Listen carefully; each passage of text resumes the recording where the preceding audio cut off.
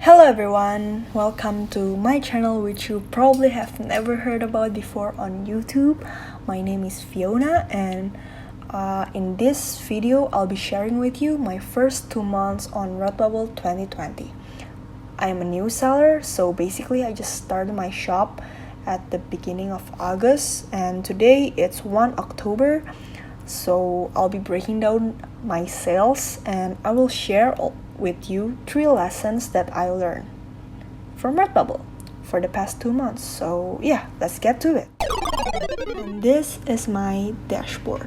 As you can see, I began selling on August.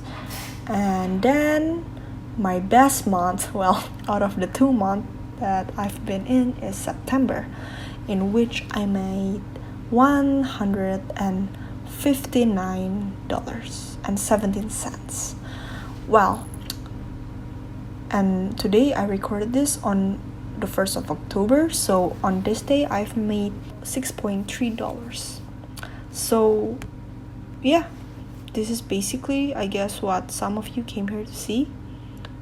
But then I would like to warn you about 3 things that I wish I knew before starting my Redbubble.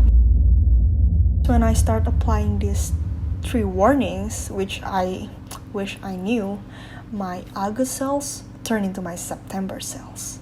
So you might want to pay some attention to this, but if you don't want to, you can go to the description, you can look at the timeline, and I'll start talking about the 3 lessons that I learned from big spike that I had on September. But these are the 3 sort of like 3 things I wish I knew right from the start. Okay, so let's get to it. Now, the first thing is empty. As a good rule of thumb, you should not put anything on your platform, on your Redbubble shops, that you will not buy for yourself, or you will not give to someone who you know, like the topic. So for example, if you won't buy that marble design you just put up, or you don't know anyone that will buy it, then what's the point of putting it up?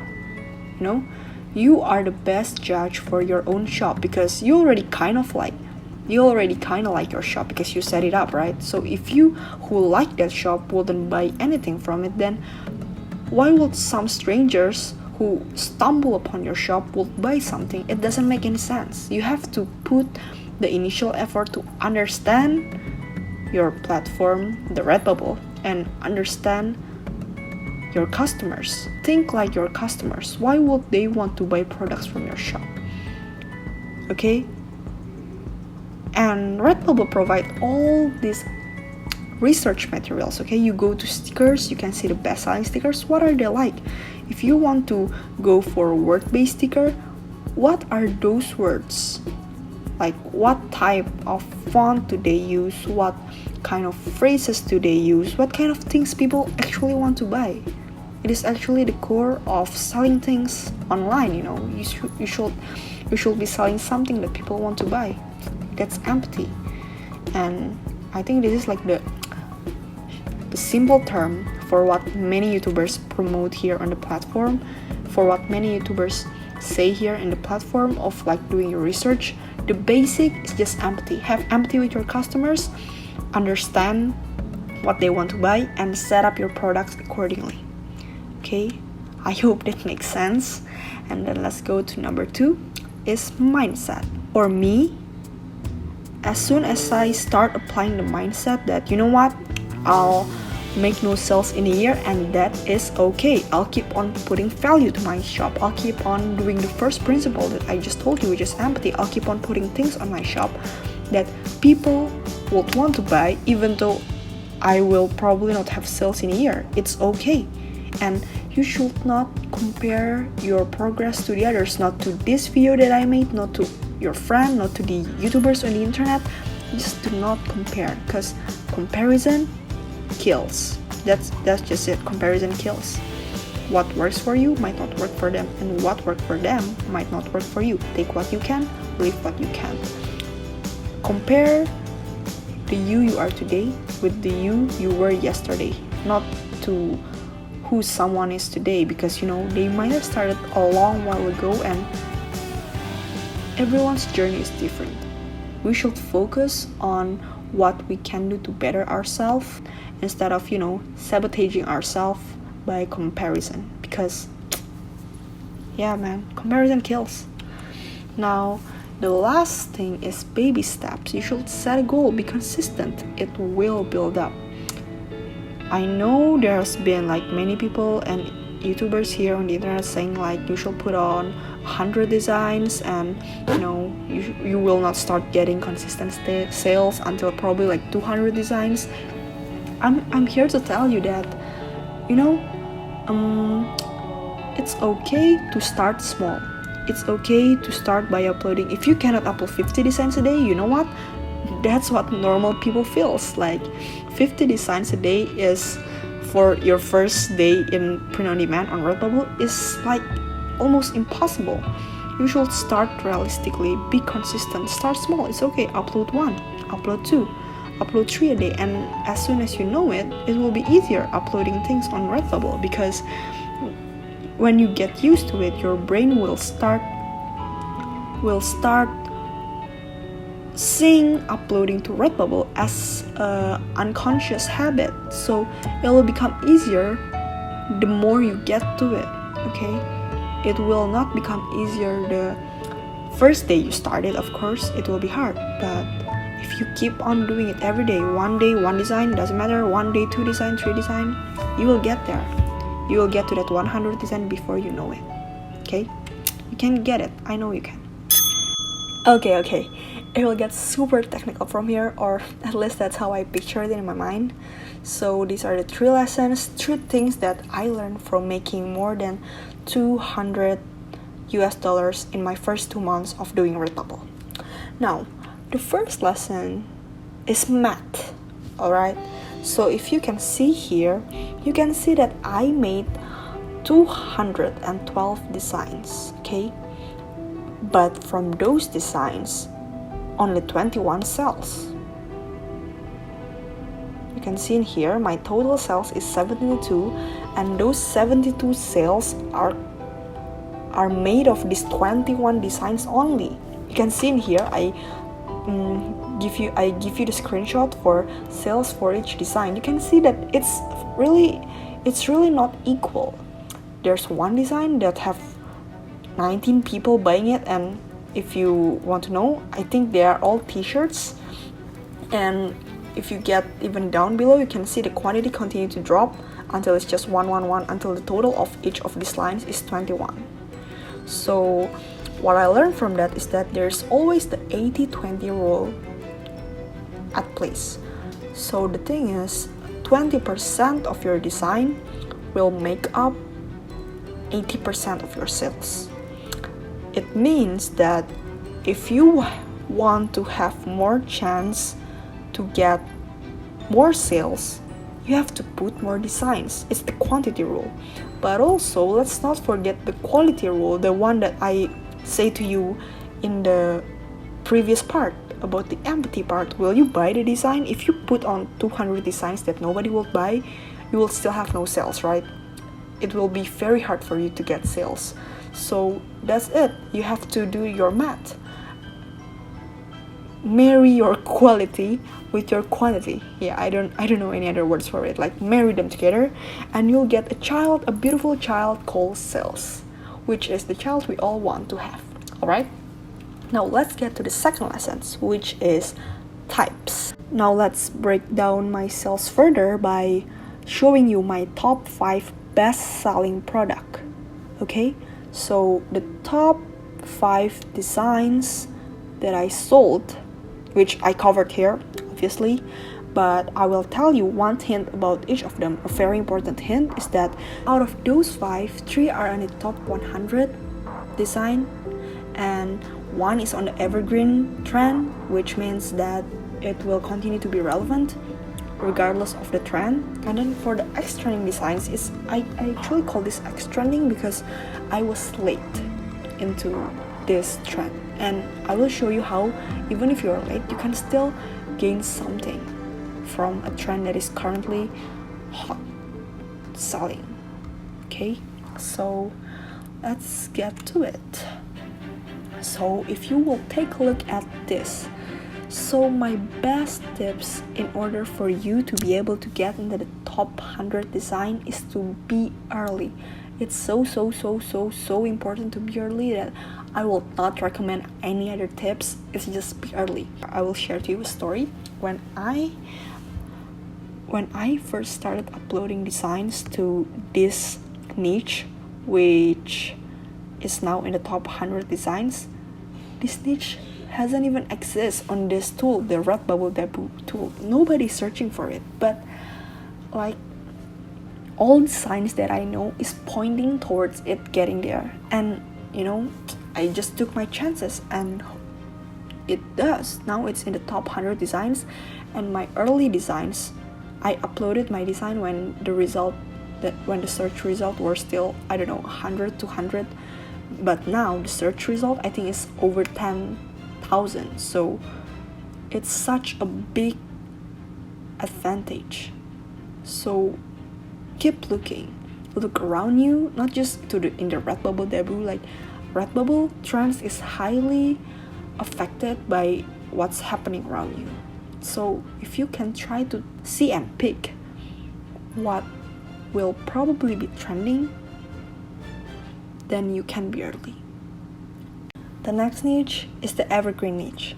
My best tips for you to get sales in this niche is to be specific, okay? For example, now if you can see here, I got one example. For example, teacher joke, okay? Now, a teacher joke, if you search it in the Redbubble search bar, has 22,000 results, which is a whole lot of designs. But what if you narrow it down? What if you put one word in front of it and say you are looking for a retired teacher job? Now, the result is only 566, which is, for me, any result below 900 is a very exploitable niche, okay? And so there is always a niche within a niche. So within a teacher joke niche, there's always something bigger. What teacher? What joke? Is it a teacher math joke? Is it a retired teacher joke? Always ask then what for each keyword. For example, coffee, okay? Coffee is a very big niche, but you can ask then what coffee? Is it like people who like black coffee? People who like their coffee with a lot of creamer, milk? What kind of people can be within that particular niche? Because each people is different. Each people, for people who like cats, might not like a certain kind of cat, but they like this kind of cat. That is just an example. All niche always have an inner niche. Search for that inner niche which you can exploit, which you can go into, and which you can get your designs ranked. Because you'll find that when you rank your design in the smaller niche, you'll find your design rank up in the big niche. So if you sell something in the retired teacher joke niche, your design will move up the rank in the teacher joke niche, okay? So that's my best tip for the evergreen niche. Now for the last niche, the X trending niche. What does X trending mean? It means that you're late to a trend and it's already trending. So you can just go to the redbubble.debut over here, and then you see what trend is there on the top 100 trend. And yeah, if you try to get into those trend right now, you'll be looking at this X trending niche, okay? And for you to rank up on this X trending niche, my experience says that you have to be different. What I mean by be different in here is that when people go in the search result, they should see your design and they should want to click on it because your designs are different from the rest. What I mean practically is that when all the top trending design, you can go to this website right here and you pick one of the top trends and then you click on it, and then you see what kind of designs are in the top selling list. For example, if you pick a trend right now, and all the top designs are black and white t-shirt, then make your t-shirt blue, make your t-shirt red, make it orange, make it pink, for whatever sake. Just make it pops out, make people want to click on it. And believe me, when you are different, when people see your designs pop out in the search result, you will start gaining momentum, which will lead you to be able to put your designs on the top, on the first page, second page, third page, whatever it is. You can put your design there if you just be different from the other search result. Okay, and these are the free tools that I mentioned. It's the redbubble.debu.ro.